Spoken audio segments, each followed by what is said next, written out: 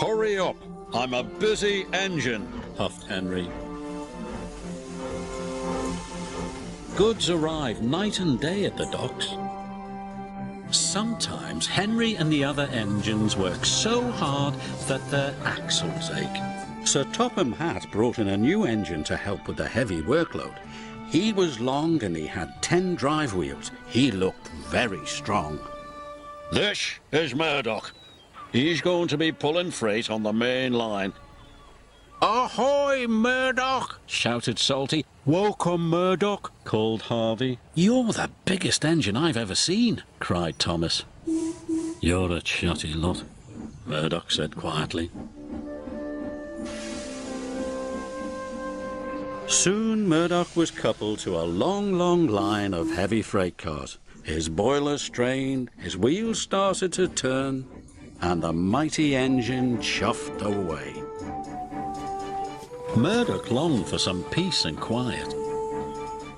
But everywhere he went it was noisy and crowded.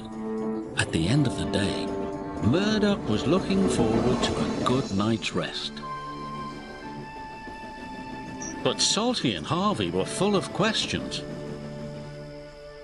What's the longest train you've ever pulled? Have you worked Marseille? Have you ever crashed? Please, Murdoch chuffed. I want some peace and quiet, and I don't want to share a shed with chatterboxes. No need to be rude, huffed Harvey. We're only being friendly, matey. The next morning, Murdoch collected another long, heavy train. This time he chuffed into the beautiful countryside. It was splendid.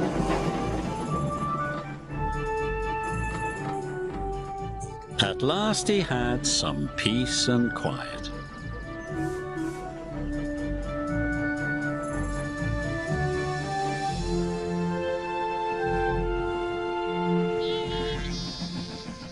Suddenly his driver applied the brakes.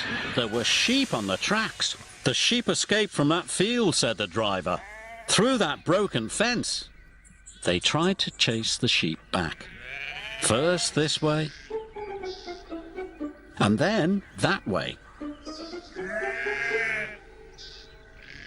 They tried everything, but nothing worked. We'll never move these sheep by ourselves, complained the fireman. I'll go and phone for help, sighed the driver. Murdoch was very unhappy. The noisy sheep were spoiling his peace and quiet. Sir Topham Hatt was enjoying afternoon tea when he got the call. Sheep? He exclaimed loudly. I'll send Toby with the farmer immediately. The sheep were becoming noisier and noisier. Please stop, groaned Murdoch. I'd rather be back with the chatterbox engines. Just then, Toby chuffed into view. Toby, exclaimed Murdoch, we're certainly glad to see you. Before long, the farmer and his dog went to work. And the sheep were soon safely back in their field. And Murdoch was on his way again.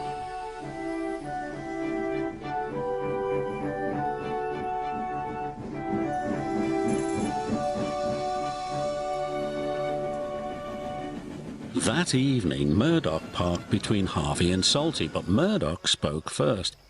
I'm sorry that I was cross, he chuffed. I'm very pleased to share a shed with you. And we're pleased to have your company, said Harvey.